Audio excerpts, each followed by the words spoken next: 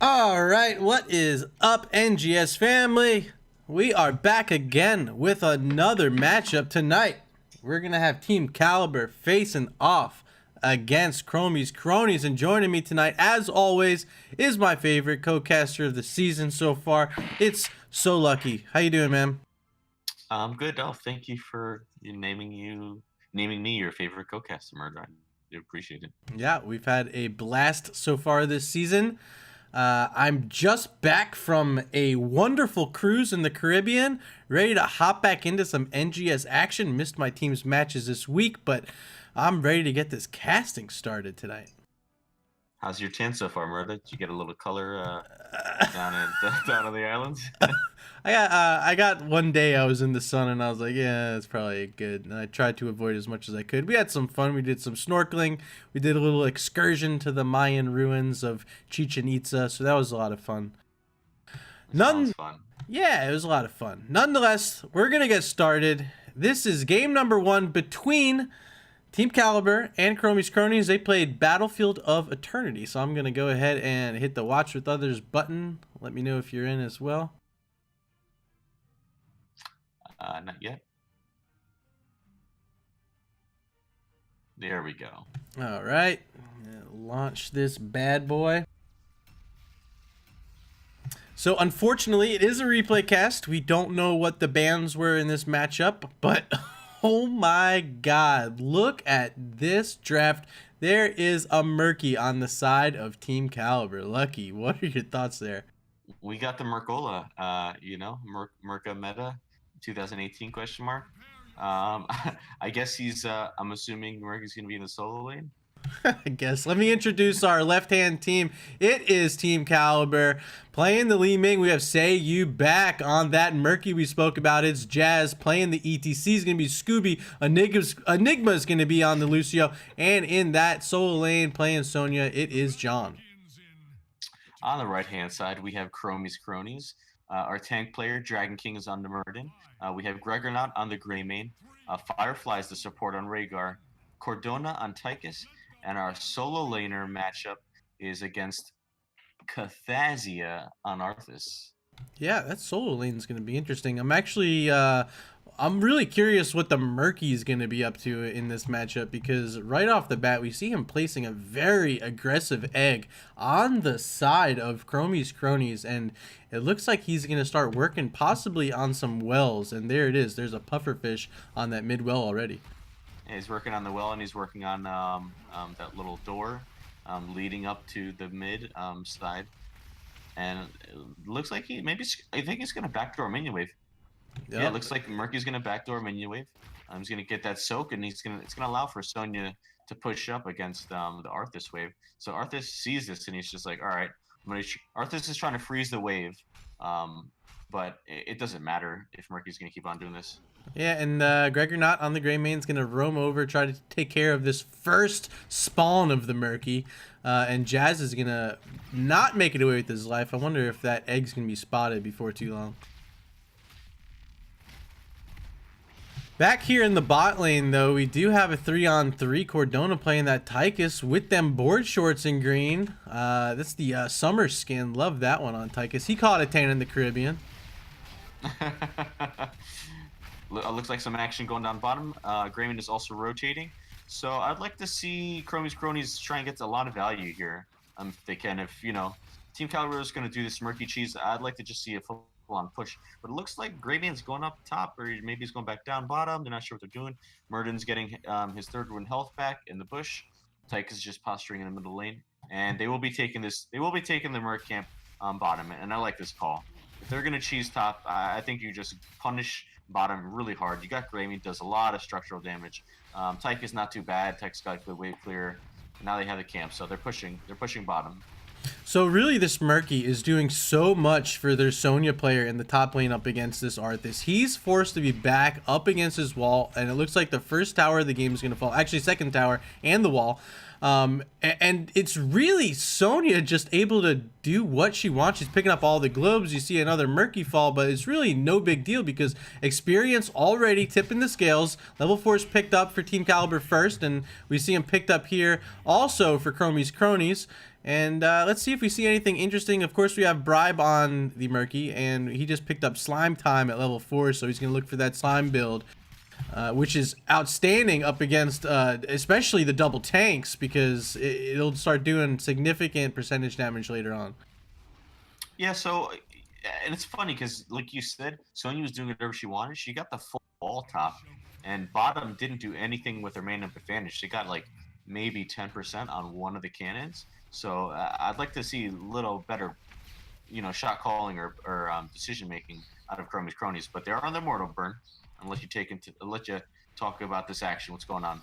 Yeah, so I didn't see, were they able to scout out that egg, or did he just move it himself? But I now see it back on their own side of the map, and there's the first kill of the game outside of Murky dying, and it's Muradin from Chromie's Cronies is going to be the first to fall, and it is definitely signaling to like push forward up onto this. And with the help of an immortal stun, that's also going to be the Arthas falling. So 2 kills picked up for Team Caliber, and now they have plenty of time with the halftime already pushed, especially with that Sonya already on it, to really start sieging down their enemy's immortal.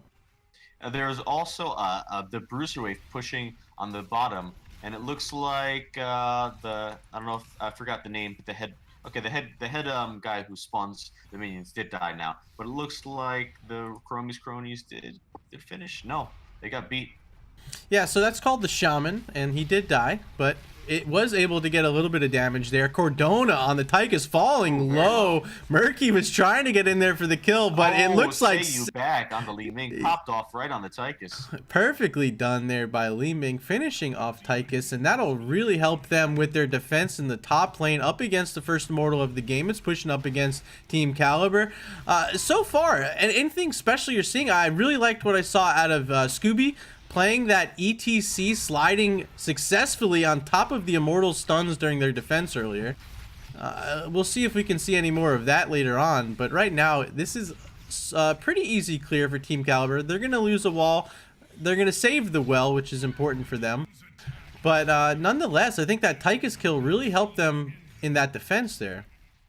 Yeah, I agree. It takes away some of the power to anti-siege when you lose one of your DPSs, so pretty much, Murky's dead. Murky goes down, but that's okay. Murky's gonna respawn probably in just a second.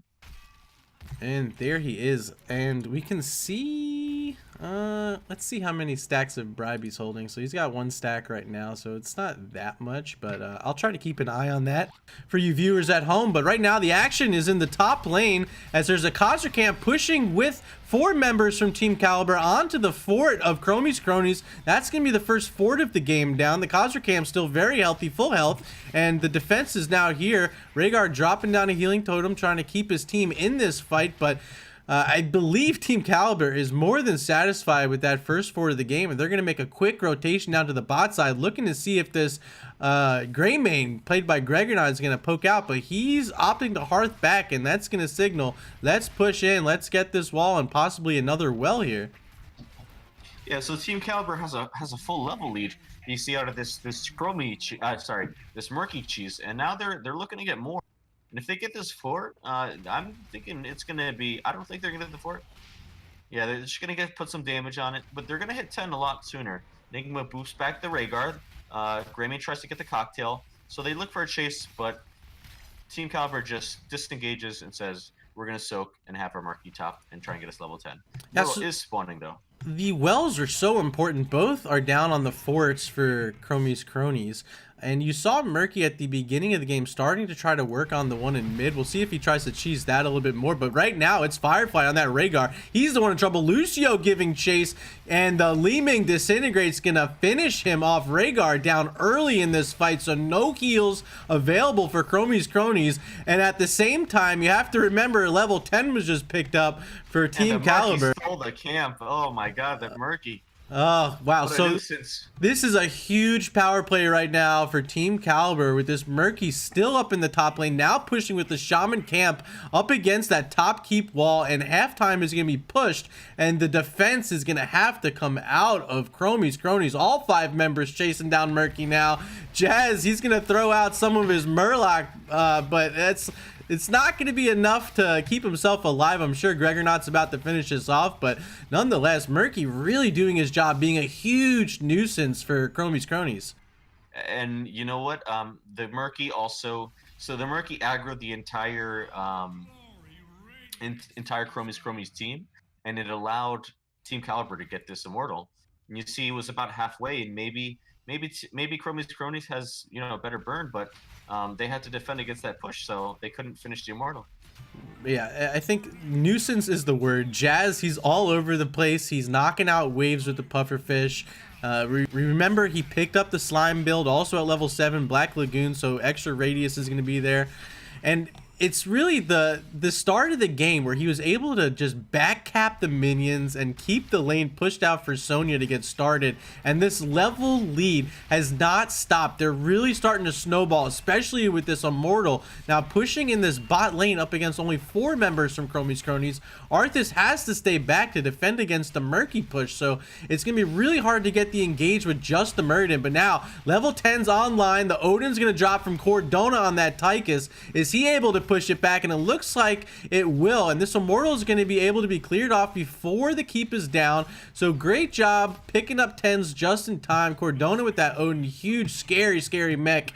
And yeah, it's really just a matter of time before 13's picked up, and then snowballing it all the way to 16. It's gonna be really hard to catch up in this game.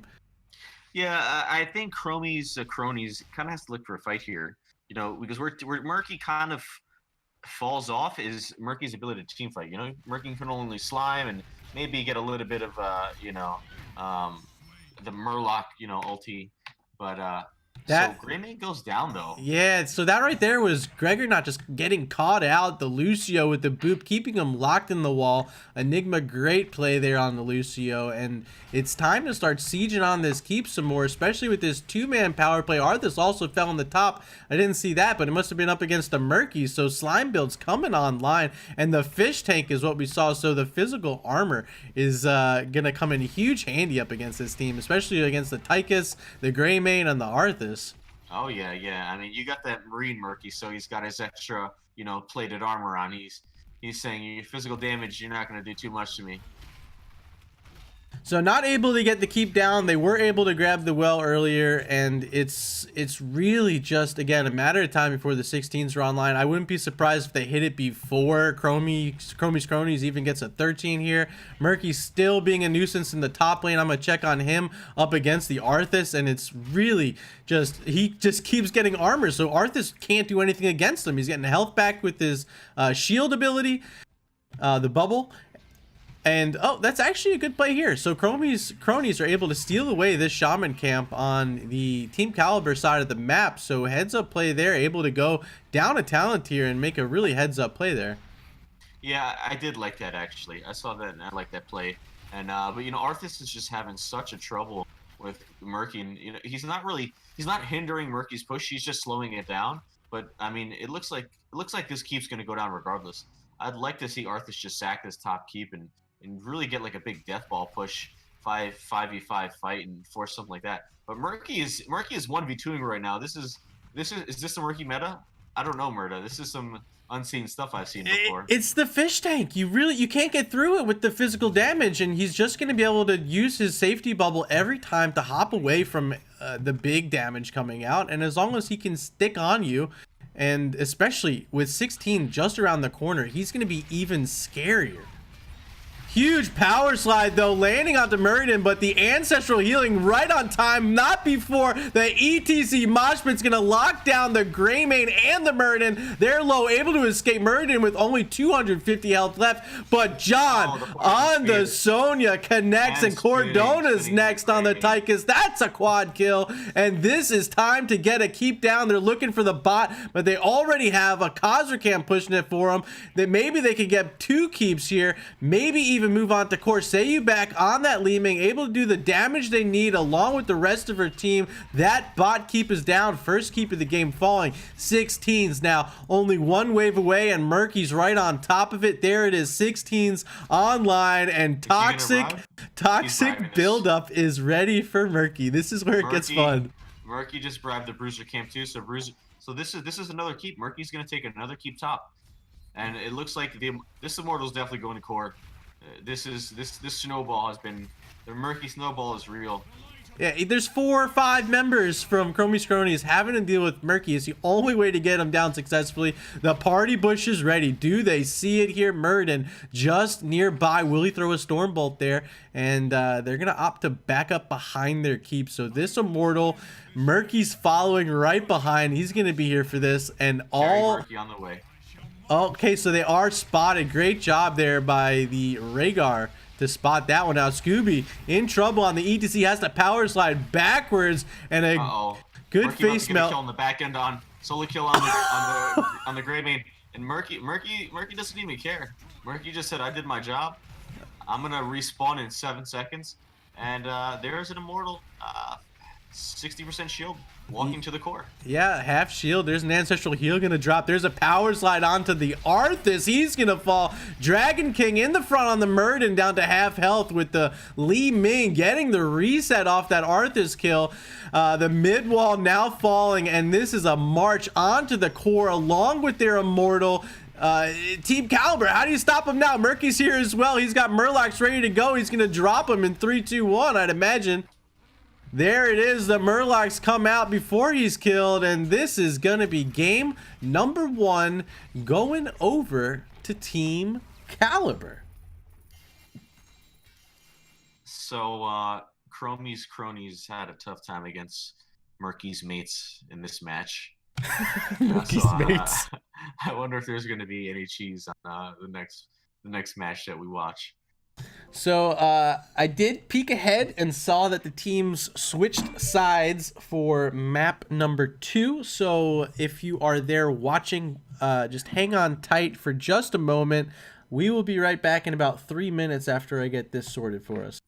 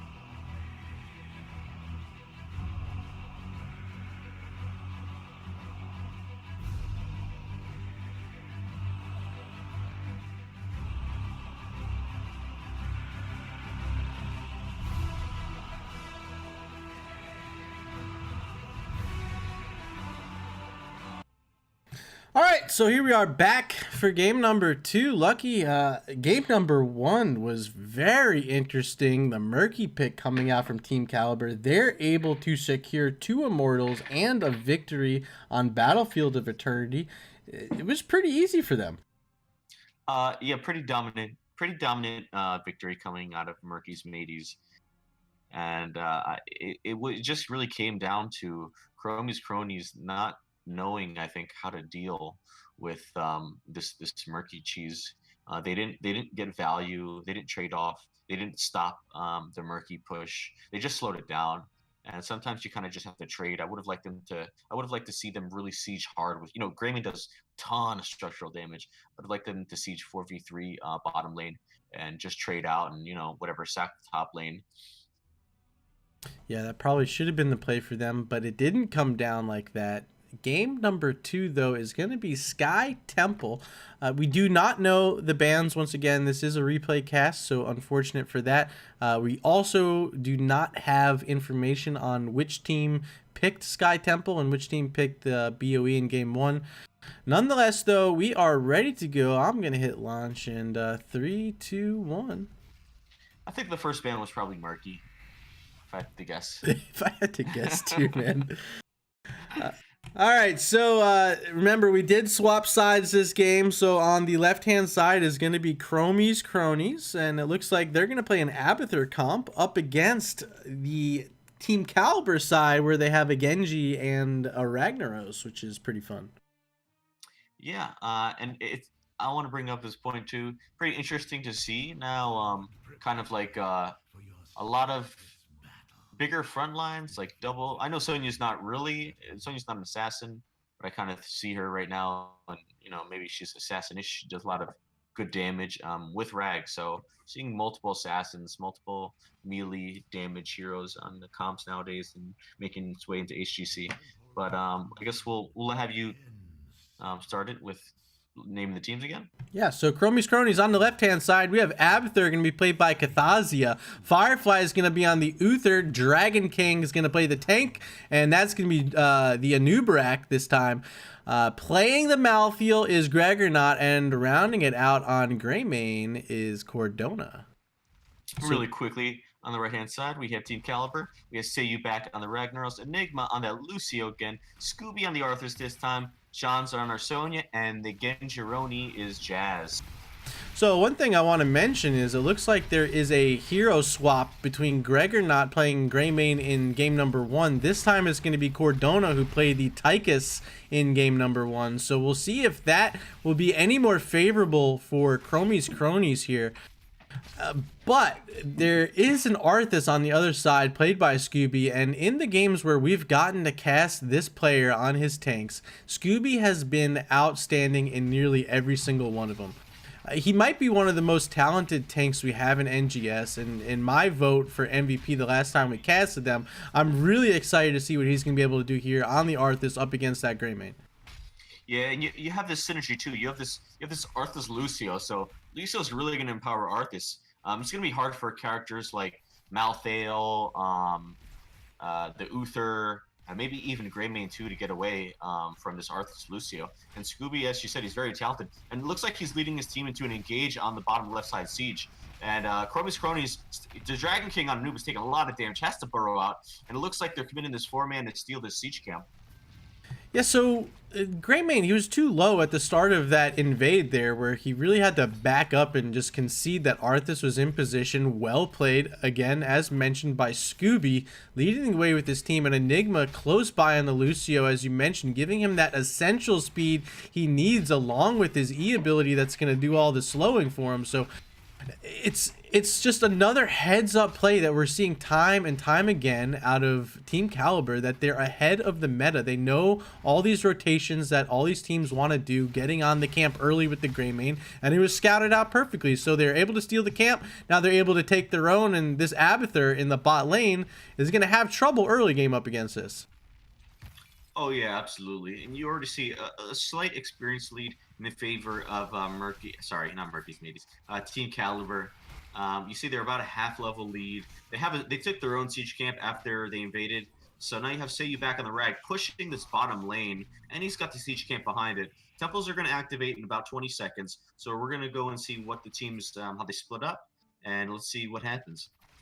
So the other thing we have to see Gregornot playing the Malthael beat the Sonya if Chromie's Cronies wants any chance in this game. And so far, I believe the Sonya has been winning it. And there's another spear connecting on Gregornot. So he really has to step up for his team here, win this lane. And with the bruisers intact with him right now, this is the time for him to start pushing in. But in the mid, there was a fight, and Uther did fall for Chromie's Cronies. So advantage on the field currently for Team Caliber. They're able to stand on the middle altar with their tank as Arthas, and it's going to be some free shots toward mid.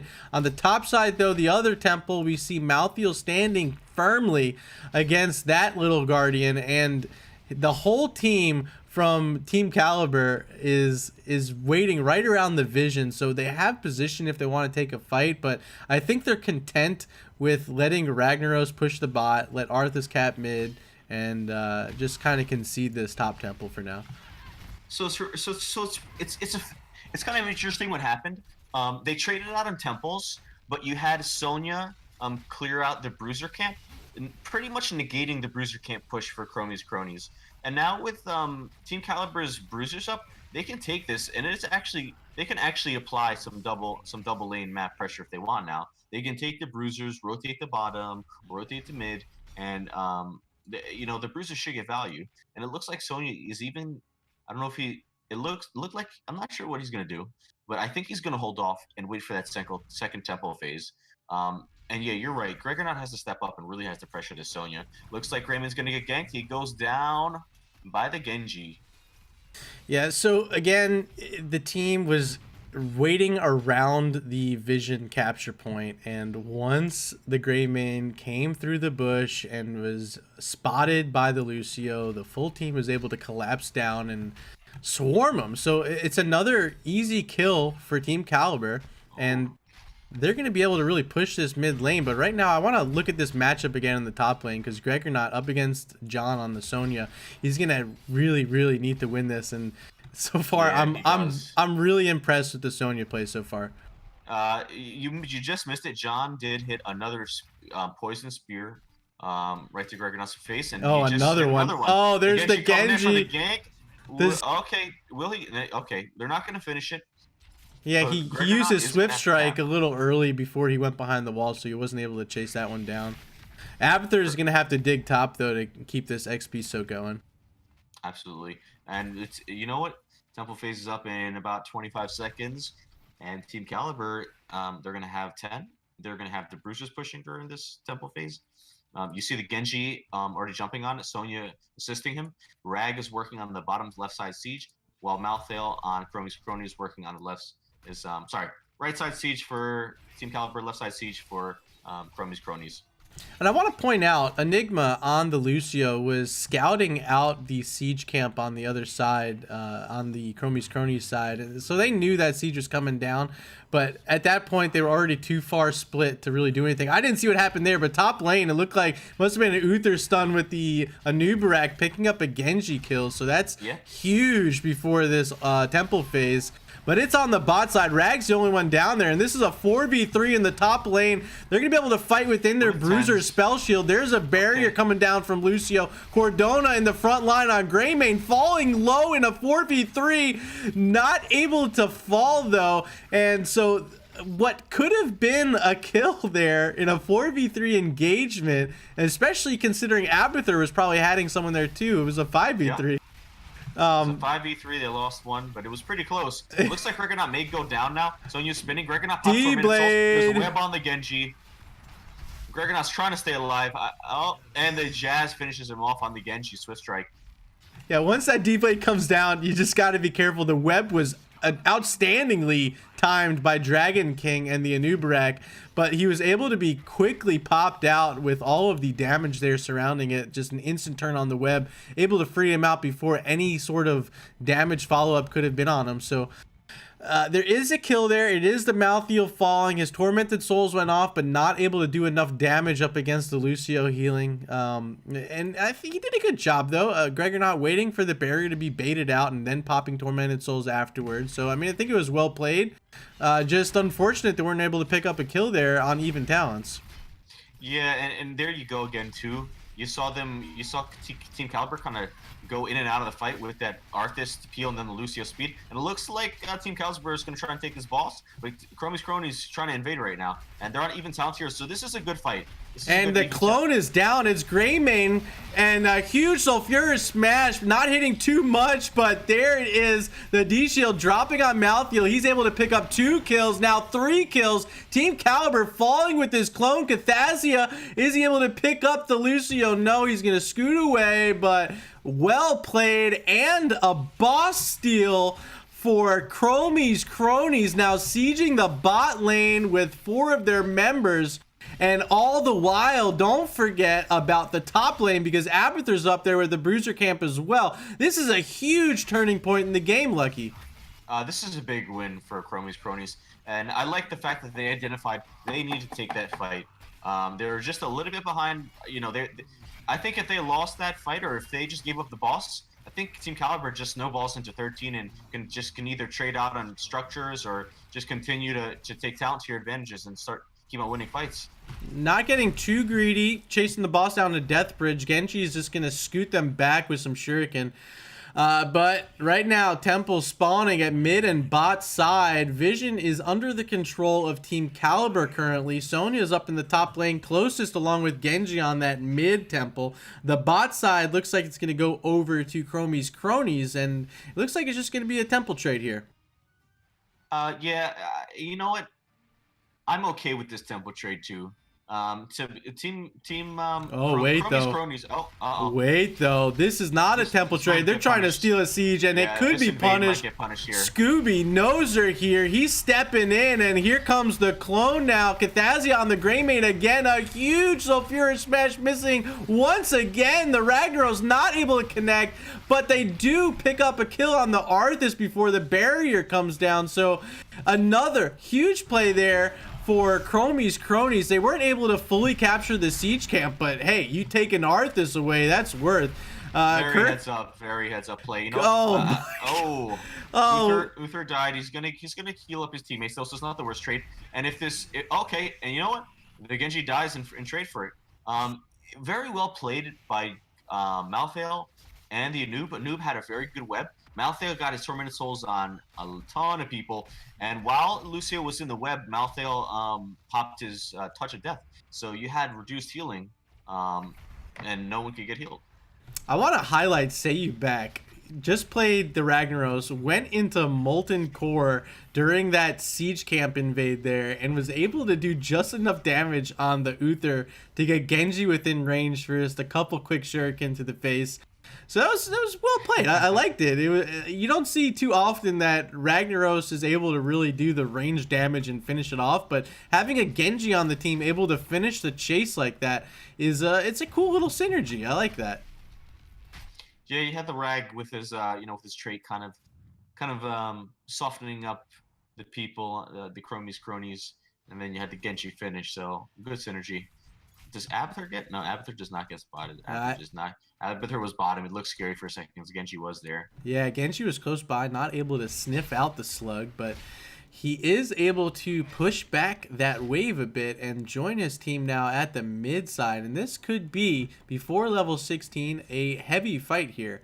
I think you want to just get your 16s here. You have the bruiser advantage if you're Team Caliber. Pushing in the top lane, just join them, use the spell armor if you're going to take the fight, and hopefully you catch them off guard a bit. But they're sending Ragnaros down to the bot lane, so this could be, again, a trouble situation for Team Caliber if the clone wants to come down on the top side here.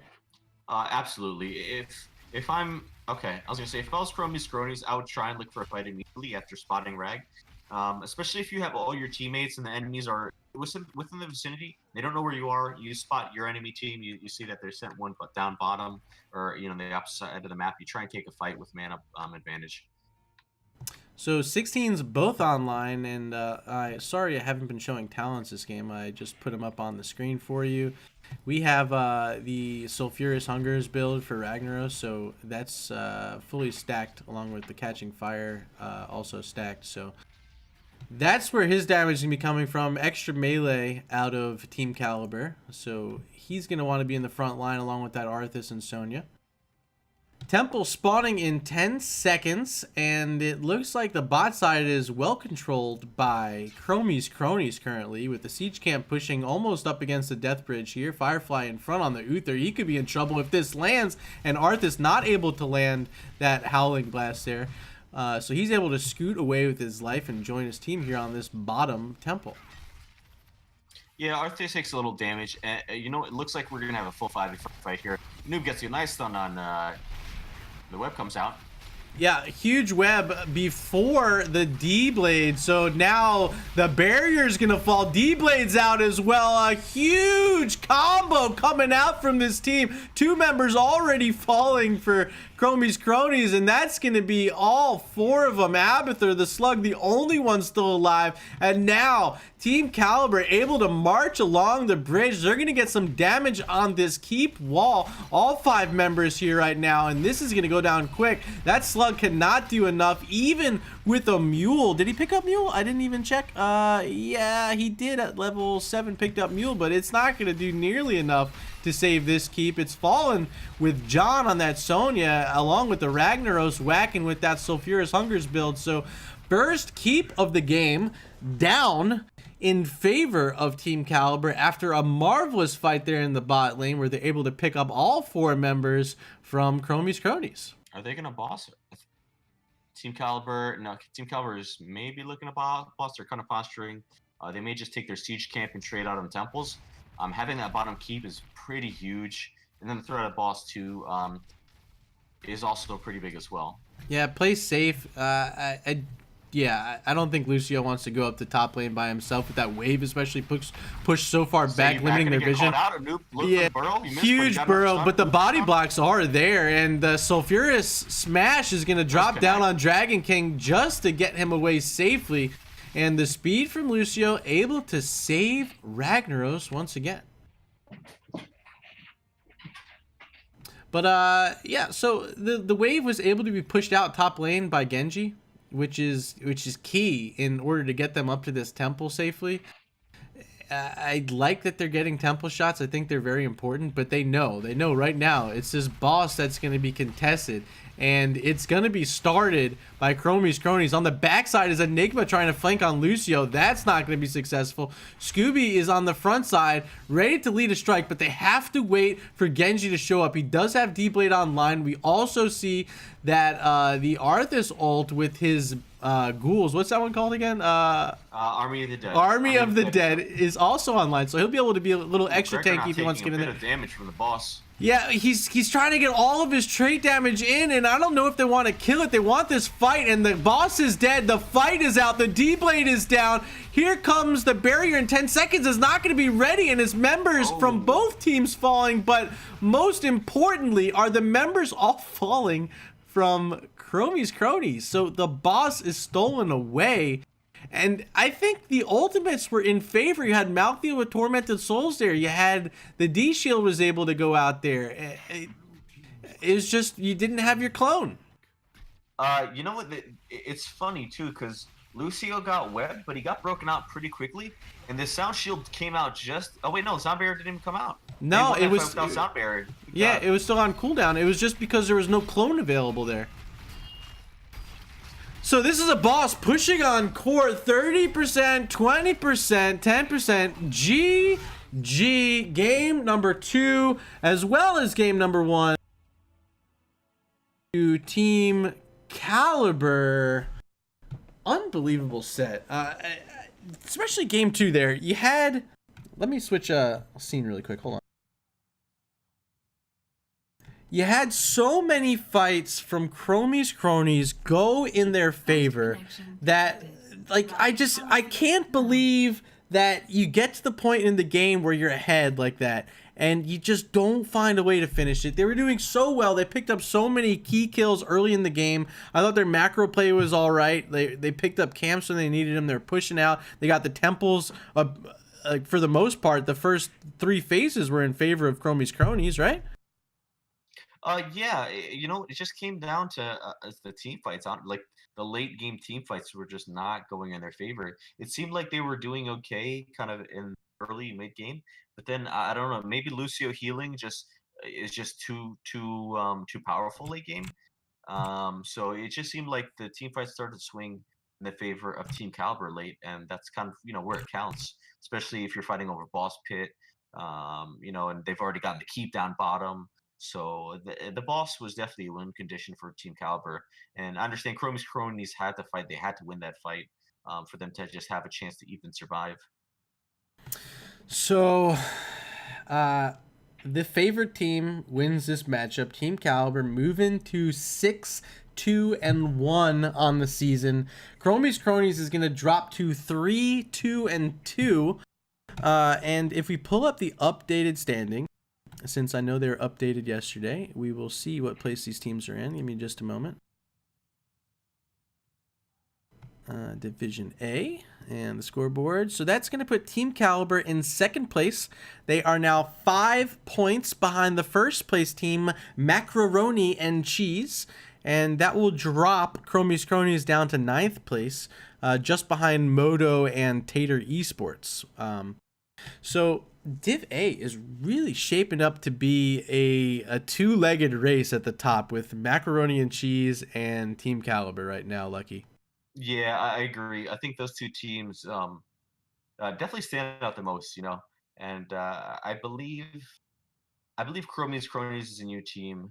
I know a lot of the players on Team Caliber have kind of some amateur, team experience and stuff, and they're a really strong team. We've casted their games before, and so I think you're right. I think these two top teams are kind of, not to say anything negative about the rest of Div A, but I think they just kind of outshine the rest of the Division A teams. Yeah, they're doing an outstanding job.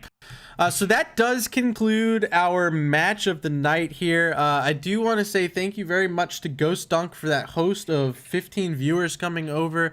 If you guys want to stick around and if my co-host would oblige us, maybe there's another replay we can find and cast for you guys. So if you are in chat right now, say yay, cast more replays, or nay, I'm tired, I watched the Super Bowl and drank too much beer.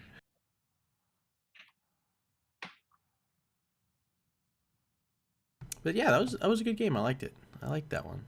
The Murky, Very, very interesting. The Murky, yeah, I yeah, knew we were going to talk about that. the Murky in game one was probably the most fun we've had this season in all of our casts. It was definitely out of the ordinary and well executed by Team Caliber. Murky can be into some matchups. Sometimes Murky's kind of sleeper. I remember one time playing, Tracer into Murky in one of my Hero League games. Level 13 came around. I did no physical damage to Murky, and I'm just like, what the hell? I'm not winning this trade. How is this possible? And I looked up at talents. I never really played Murky too much. Just always destroyed his egg in lane or his pufferfish in lane and kind of shut him down that way. But once 13 came around, yeah, I did no physical damage to him pretty much. Yeah, and you just start stacking that physical armor as Murky, and you just don't die. The Arthas couldn't do anything. It was. I don't know if they had that planned from the start that they wanted to just run a Murky on BOE, but when there was a Greymane and Arthas and a Lucio, I forget what the other Tychus. It was Tychus. Like really, it's just a smart pick. It seems weird to say, but it really worked out. No, I agree. And he did some, too. Sometimes you go into a game and you have a strat that you can kind of pull out and say, I bet this team's never seen this strat. And you have that surprise factor where, if you can kind of catch your enemy off guard and they don't know how to deal with it on the fly, you can be very punishing. And they didn't. Obviously, you saw, they kind of sent. They were kind of going back and forth. Do we send Greymane top to kill the Murky? Do we send Greymane back down to our lane? Sonya's still winning top against Arthas. Should we do this? Should we do that? So it seemed to be a very well executed strategy on the side of Team Caliber. So Lucky, I'm gonna give just a couple more minutes here to see if anyone from chat wants to stick around and watch another one. That was relatively quick. It was only about 45 minutes or so of casting there. Yeah, I'd do another one. If we could probably pick another one if people would like to see another game casted by the illustrious Murda. Yeah, I'm off from work tomorrow. I'm still recouping from this cruise, so I don't mind sticking out a little late here. I was up pretty late last night on my last night on the ship. He's drinking that Mexican tequila. Yeah, well, yeah, I brought home a bottle of the tequila. Here, I might as well show it off. Tequila. I don't know what's on your screen, but maybe I timed that out right if you're showing the tequila. All right, here it is. Halieza. It's authentic Mexican blue agave tequila, destilado de agave reposado. I'm not exactly sure what that means, but it's Mexican, or Spanish rather. He told me he ate the worm, chat. Just if chat's listening, it's not there because he already ate it. I haven't gotten to taste this one yet, actually, but I'm excited. They didn't let me bring the bottle back onto the ship. They, like, kind of lock it up until the last day of the cruise, and they deliver it back to you, so you get to take it home. But they don't want you drinking the cheap booze on their ship where they're trying to sell you all their expensive booze, you know? All right, so it looks like Twitch chat is kind of dying down. We do have 8 viewers, but no one's really chatting. So I'm going to take that as you guys are ready to go to bed. So I do want to thank all of you for stopping in tonight. Again, I want to thank Ghost Dunk for that host. Greatly appreciate it, my friend. And this has been another NGS cast hosted by Murda and my very wonderful co-caster, SoLucky. Signing off. Until we see you next time. GG. Well played.